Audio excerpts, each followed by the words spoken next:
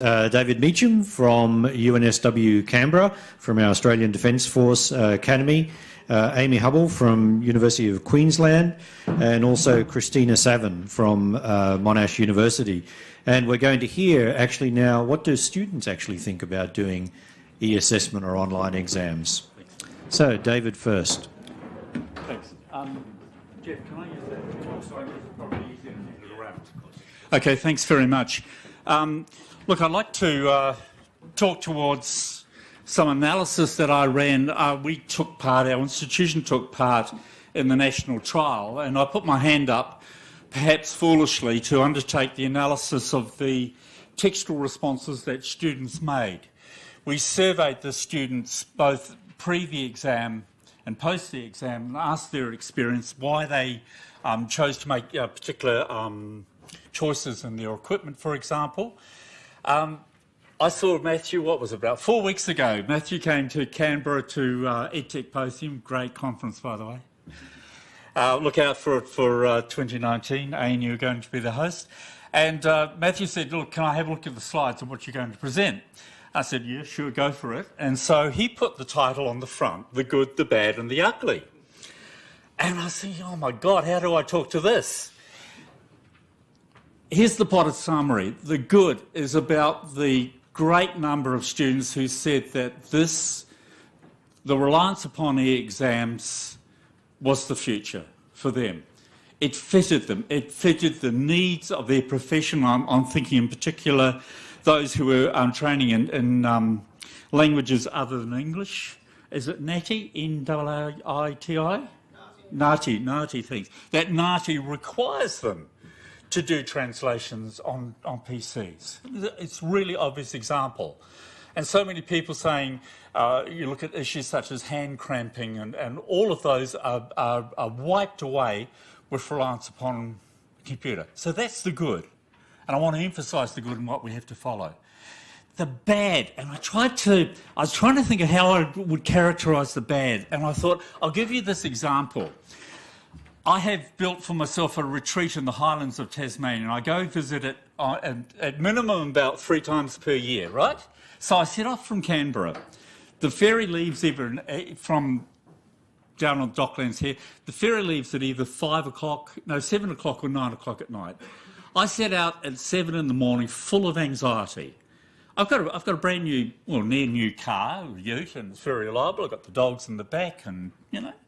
I should feel, but every time, no matter how many trips I make, I've always got that anxiety. I always get to Melbourne about 3 o'clock with hours to spare. I don't have flat tyres. But all the way I'm driving down, every sort of bang and knock, I think that's the engine blowing up. I'm going to get a flat tyre. I'm going to run late. I never get rid of that anxiety. And so it is, pulling it back to e-exams, the recurrent concern was, I'm anxious about the program. I'm anxious about my PC. I'm anxious about batteries running out. I'm anxious about a host of things that are technical. So that's the bad. The ugly, and I have to say that the ugly instances included our own conduct. We ran an exam in relation to air power, because the majority of our students are defence students. So, in essence, the history of fighting wars from the air. And we had lapses in the way we administered. So the ugly would be, I think, a reference to poor administration in particular. I love what Gabby said. She said organisation is often underestimated. And I put that, yes. So the ugly instances include things like having very limited practice sessions, lapses in administration. We did this ourselves. You know, students fronted up who hadn't gone to the practice session. They fronted up with their shiny laptops and said, no, we'll be all right. They were the ones who, without fail, fell over, right? So, you know, the administration, even the self-administration, is very, very important in the process. Now, keeping in mind, I've actually been on leave at that remote place in Tasmania. So if I look at the slides now, look slightly surprised, it's because I'm seeing them for the first time for quite a while. Okay, so the method, we used a student survey, open comments. What I got the data from Mathew and Andrew and others about February, March this year, and they reflect very much the early part of the trials. So there were textual responses. I'm not going to give you any quantification. There were about 1,000 responses. To put quantification around different aspects is kind of foolish. That's the whole point of qualitative analysis. You go looking for the pertinent responses. So we had the pre at the practice session, we had post after the conduct of exams. Why did you choose to type or to handwrite was one of the questions. What concerns do you have at this time? And the responses were analysed with reliance upon in vivo, which I just love and I've used throughout my career. The comments were coded to themes, and then I subsequently went back and recoded them according to sentiment. I've since acquired in vivo Plus that does automated sentiment coding, and it is so good. So look out, use Plus if you can afford it. And so the dominant kind of issues came up around aspects such as academic integrity, in particular worries about cheating, about others cheating. The exam environment, it's really surprising things. I mean, this is why you do analysis. You know, I sat in a room, there's a lot of clacking, but maybe it's a male thing. I would not be concerned with the clacking of keys around me. Some students were really thrown by it. There were general technology issues, general typing issues about typing skills. Engagement was a really interesting one, really interesting, that some students felt that handwriting left them more mentally engaged, surprisingly, and others said that typing would enable that. And I think there's just about an even split on that one. There were in-room technology issues, time. Quite a number of students said that typing used more time for them. And I was surprised at that one too. I would have thought it'd been much more straightforward. BYOD and exam administration were big issues there. So, by way of summary, yeah, 1,750 typists, pen, almost evenly balanced, 1,300. The big picture, I would recommend the exam systems to others, so 70% positively recommend it there. So the following slides focus on concerns and are drawn from 3,000 plus participants. A very small number of comments, but they had concerns that those choosing to take the exam option would have opportunities to cheat. So comments such as people who should write at the front, should sit at the front. It's easier for people to see your screen when you're sitting at the back. Lack of cover to prevent people peeking at screens. But as the trials progressed, instructing those running the exams to allay these concerns, this got better over the conduct of the trial. I don't want to use too much time up, and I do want to get voice from my fellow panellists. A small number of students expressed annoyance at the sound of typing, the noise of other people hitting the space bar as loud as they can every 5 seconds. There were comments about the chair height, not being able to adjust their chair height. So for typists in particular, I think that those kind of ergonomic concerns can be really quite critical. In large or echo-prone venues, you need to consider aspects such as acoustics. And we don't cater for ergonomics in handwritten exams, but I think there might be a bit more scope for different postures within handwritten exams. Some comments were raised by students who relied upon university laptops in particular when doing the exam, others to behaviour of the software, sticky keys, lost the ability to select text, unknowingly touching the mouse and ending up in strange places. Wrong time on the laptop is misleading. So many comments from the early parts of the trial. You can address this by paying attention to computer performance characteristics during practice session. I really like the comprehensive Gabby of what you do. You know, that knowledge of what individual students, what devices they're bringing, you know, the testing, the software solutions that apply. I think that speaks volumes to the need to a really extensive administration system, not dropping in. And I also very much liked your notions of critical masses too, and if time allows, I'd like to return to that notion too. So practicing at aspects such as copying and pasting too.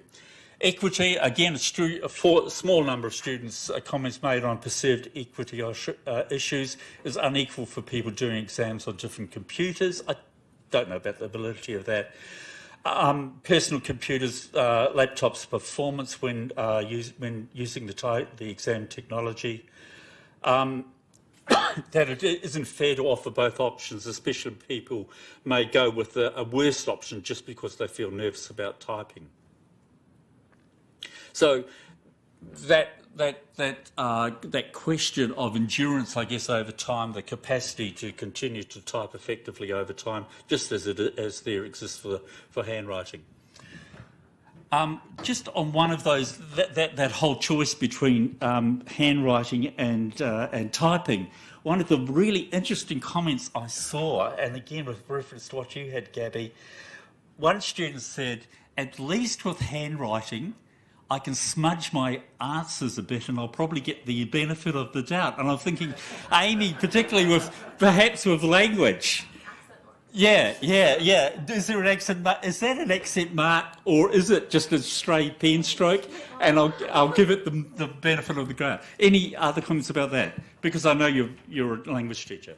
No, that's absolutely true. That yeah, students can fudge a little bit more when they're handwriting, but I did have a student that opted this semester to handwrite his exam, and I could not read it, and he's one of my best students, and so I was really wishing he had taken advantage of the e-exam platform. But that was one of the things students said as well, that they felt confidence that the lecturer would be able to read their work, where they don't feel that way when they're handwriting. And the organizational ability for them to be able to structure on the computer similar to their home environment is another advantage that I wasn't foreseeing. And I could see them in the classroom imitating what we learn in class when they're using the computers, because we use the computers in the classroom. In the exam, they're doing similar things. When they're handwriting the exam, everything goes out the window and they take a different strategy than what they normally do. So it's been nice to be able to replicate that kind of environment in the exams that they're used to in their home environment. Comments on that? Well, yes, it's quite interesting. My experience was with handwritten that I was very worried about writing a messy paper. In translation, I just finished a Master of Translation. Sometimes you turn the sentence around. When you don't get that click, when you don't have that aha moment that I did it all wrong and I have to turn the sentence around, what do you do on a written paper? You just make a terrible mess out of it. And I can't live with that. So I deliberately took 3 handwritten and 2 e-exams to see how I feel about what the differences were, what the strategies were quite different. And it's quite interesting because at home I only work on a computer. I don't really do handwritten. When I revise, I do revisions. Sometimes I do because I focus better on punctuation and all sorts of other things, accents as well. But because I do most of my work on computer, I shouldn't have any issues with my e-exams, but I still found that I connected a little bit better with the handwritten. It's very hard to explain. I won't pretend that I can explain it because I can't. The other thing that I wanted to say, and Dr. Frankel made that point in her presentation, was that my grades in the handwritten were better than the grades in the exam. I can't explain for the life of me. I have no idea why. I do all my stuff on my laptop. I'm very familiar with it. I have a way of connecting with the screen, etc. Visual. I'm a rather visual person, but I don't know why, and I can't. And I would love to hear if anyone comes up with a reasonable explanation. I would love to hear it because I don't have it. That reflects what Gabby had.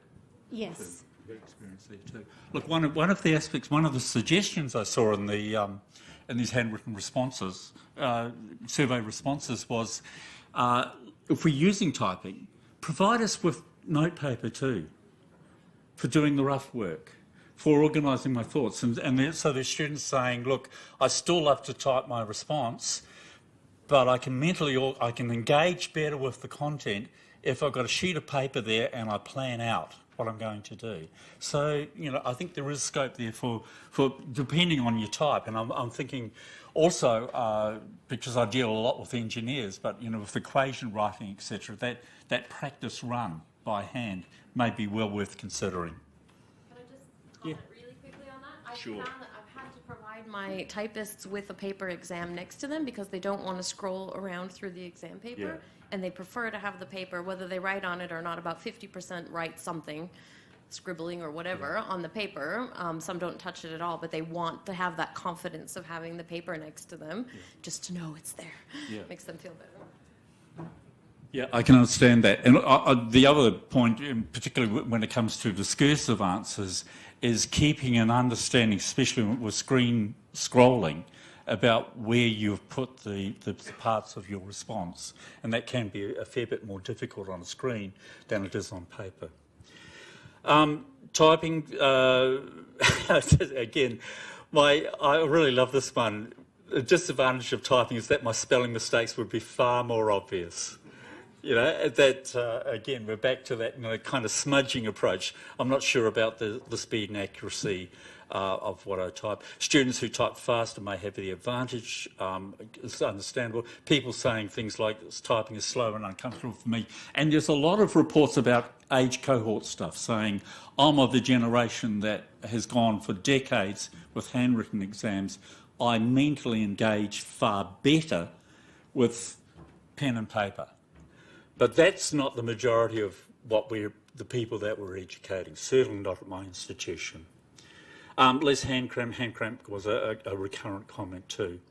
So overall, there was a balance here of pro and cons in relation to typing versus handwriting. With more use of e-exams, a lot of the negative issues I think can be expected to decline as typing becomes mainstream. No more practice handwriting just for exams. I'd like to, again, with Gabby, with reference to your work, the notion of a critical mass. And personally, at my institution, which is reasonably small, if we were going forward with e-exams in the near future, I would take probably one program, the BA, and I'd make half of the first year of enrolment e-exams. And in fact, that's the very school that have come to me repeatedly. The lecturers have come and said, look, I really want to run e-exams, and say, well, hold on, we've got to get a few other ducks in line before we do so.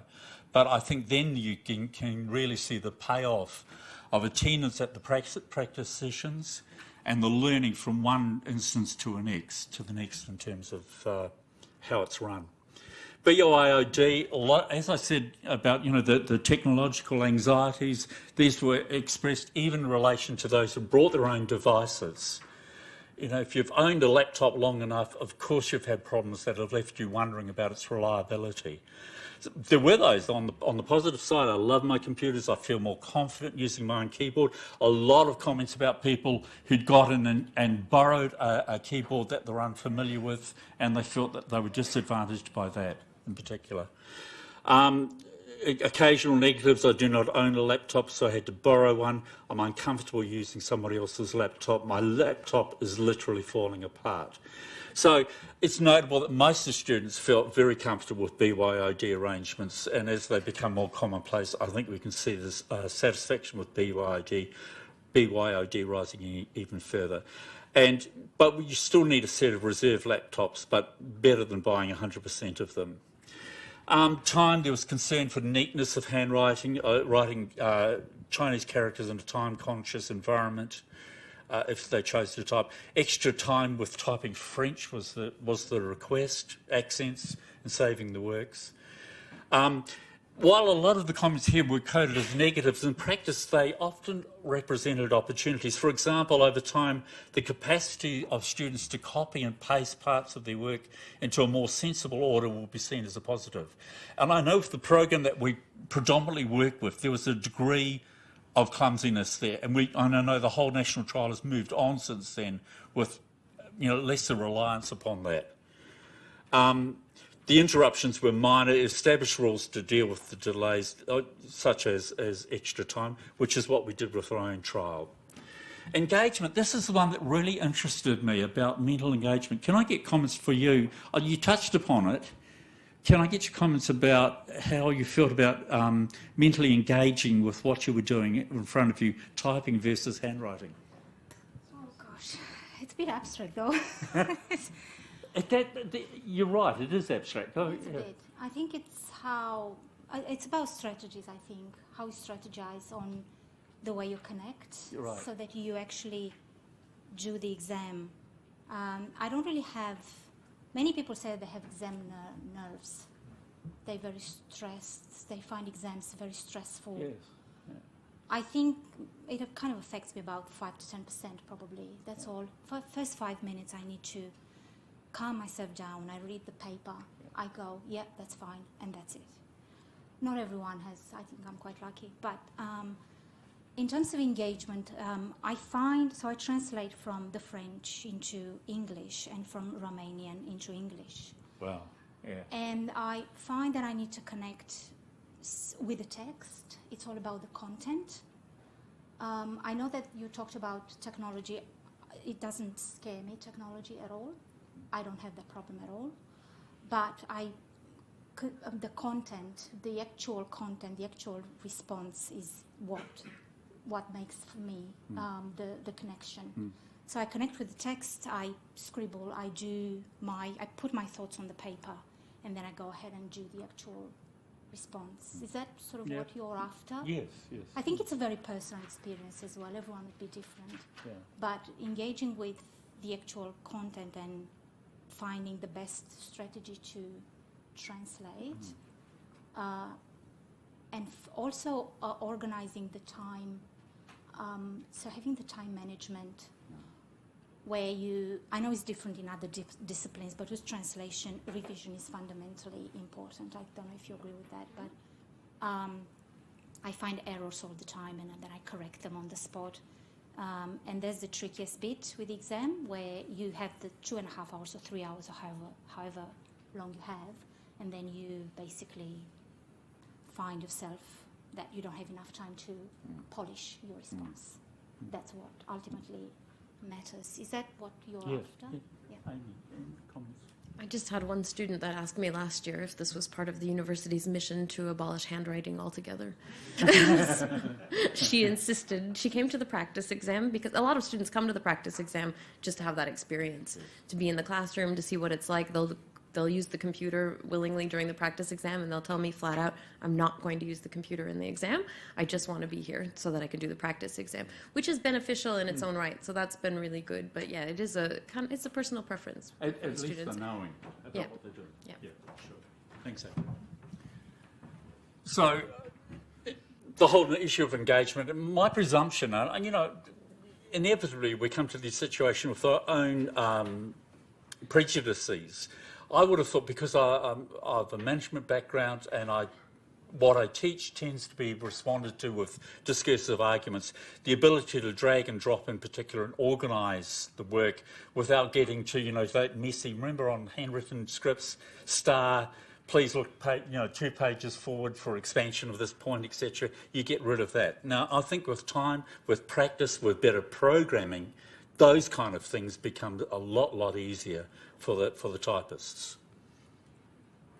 Exam administration, as I say, this was the ugly part, I guess. When given a choice, but not at the normal time, practice sessions, students saying, look, my laptop is bulky, carrying it in for 1 day of exams is bad enough, but carrying it in for a practice session was even worse. Don't want to come to uni on Friday. I didn't want to travel to uni just for the test day, those kind of aspects. So multiple test opportunities, and again, highly structured administration processes that enable that. Many of these problems have been or will be resolved when reliance upon the exams reaches that tipping point, that critical mass. That is to say, so common as to reset the conduct of both staff and students in exam setups. I love it. We are still running a version of online testing in practice that very much replicates e-exams. And what we love for that is at the end of the day we have this complete analysis of the maths and physics ability of our incoming students. some things cannot be done when it comes to typing versus paper easily on a PC. Such it's difficult to draw pictures with a computer. Cannot make notes on it. And I talked about the importance of providing writing paper. So the majority of students see the availability of the e-exams as positive development. It really is reasonable to expect that as e-exams have become part of the regular procedure, that student acceptance will grow even stronger. Okay. I thought we might leave some time for a few questions. Yes, no, that's ideal. Yes. Okay, so please, questions.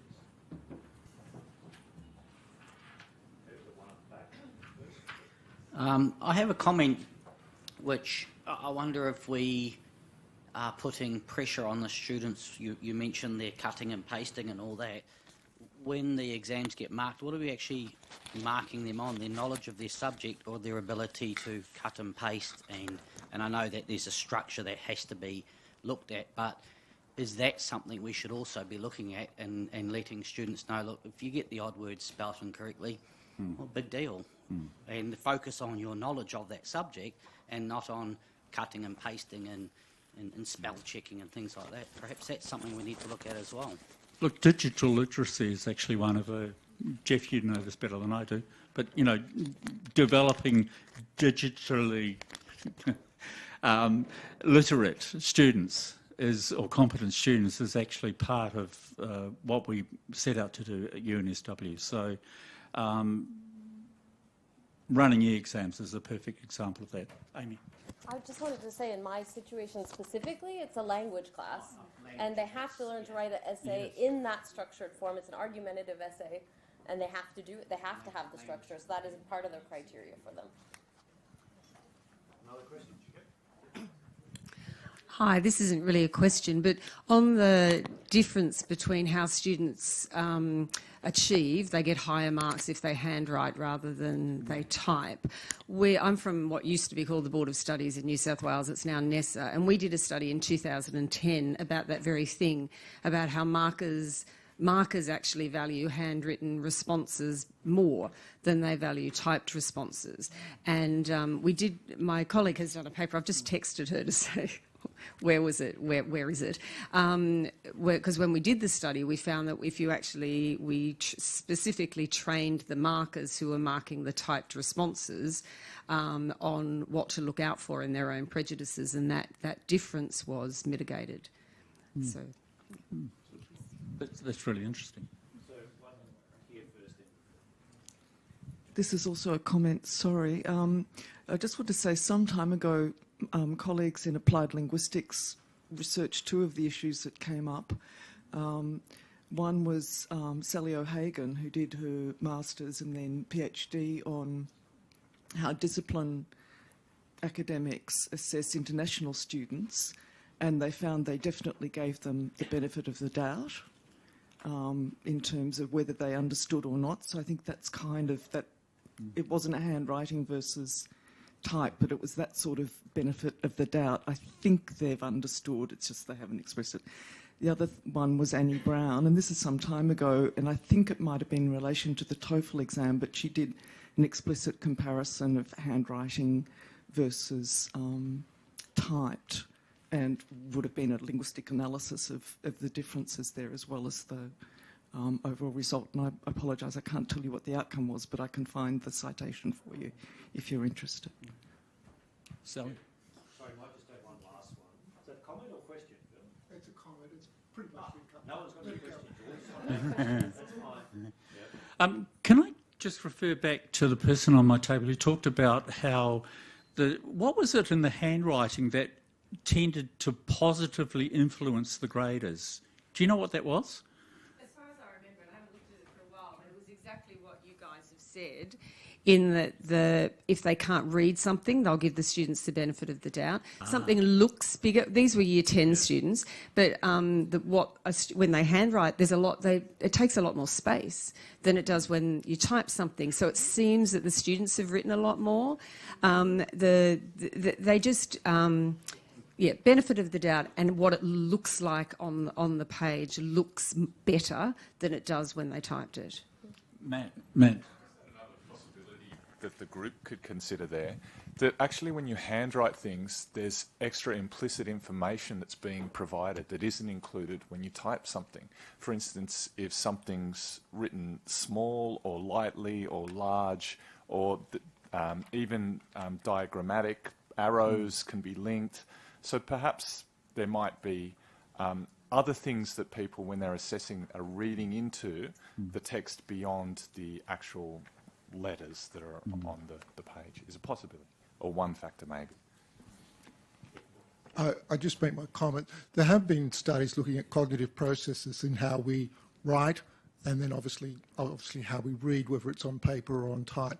And one thing about about reading markers is that studies have shown that when markers are reading type responses, having been used to reading handwritten ones, it throws them out reading on screen. They have to adopt different cognitive processes, and they initially do not like it. But in actual fact, what the studies also show is when you actually get them to grade, they come to the same grade. They get there through a different pathway, but they actually get to the same grade.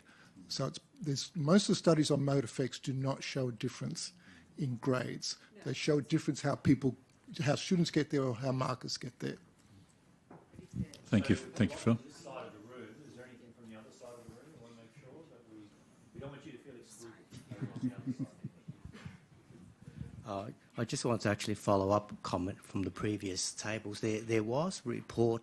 There has been research from a couple of Scottish researchers, I believe, but I'm afraid I don't remember the citations, to the effect that when a marker looks at a typed answer, just because it is typed text, the marker has an automatic bias towards thinking that it ought to be a better answer, and they then mark accordingly. In other words, people who type have put themselves on a higher threshold, whereas people who write, I guess there is an automatic forgiveness factor, and people markers are more willing to read between the lines.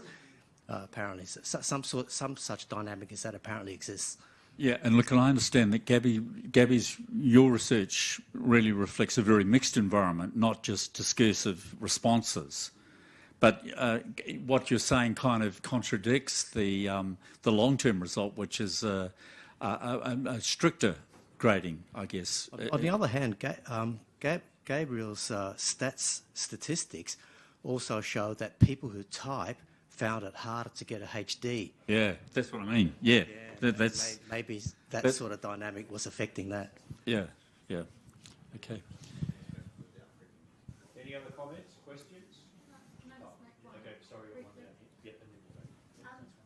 How much of the issues that arise are because the online exams are written as a paper exam and not designed and developed and written and presented in a different way, and that's why you're seeing the difference between the That takes us back to the whole notion of authentic assessment, because I absolutely agree.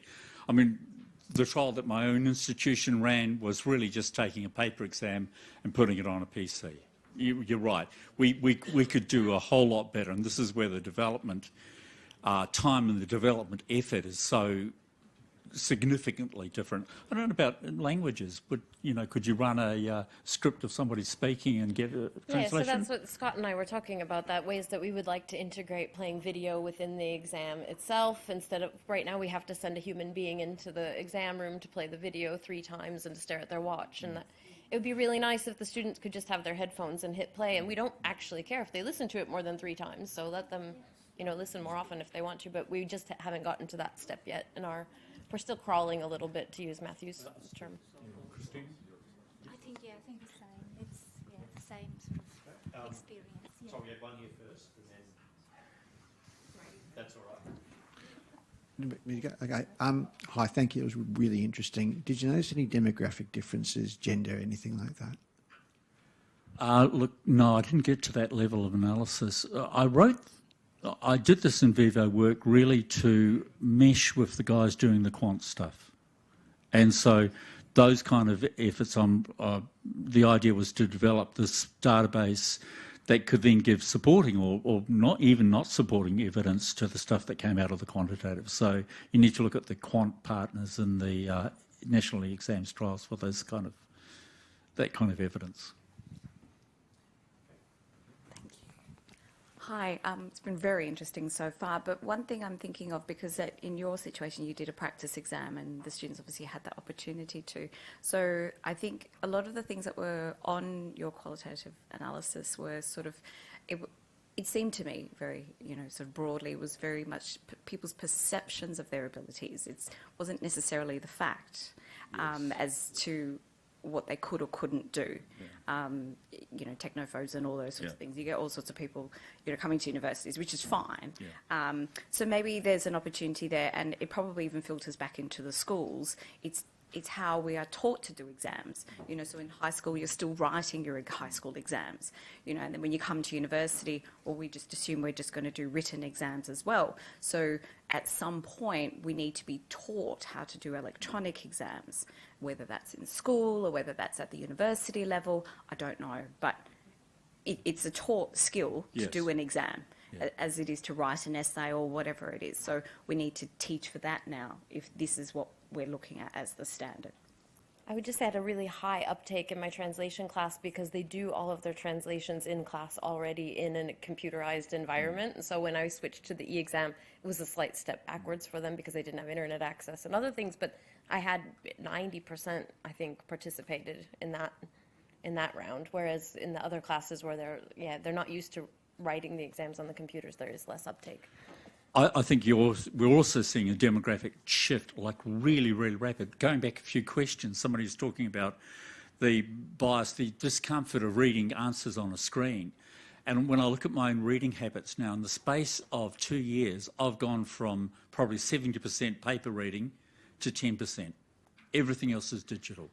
And so my understanding when I'm reading things, my understanding now spans not just what's on the screen in front of me, but also 3 or 4 pages back. That takes a while to develop, and it does for students too.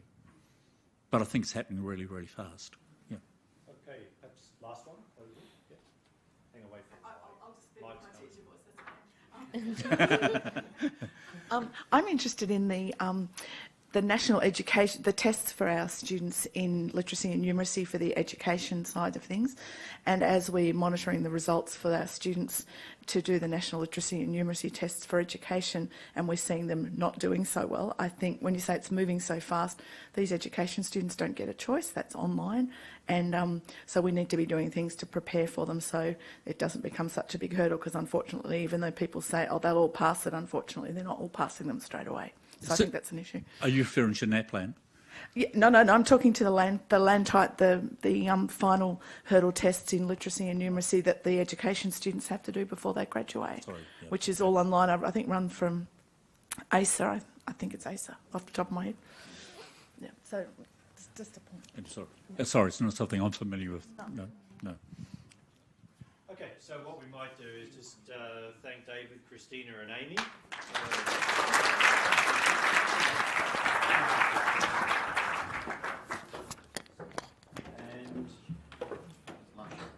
We're going to have lunch now, so hopefully the lunch is out there. You can have a bit of a break as well.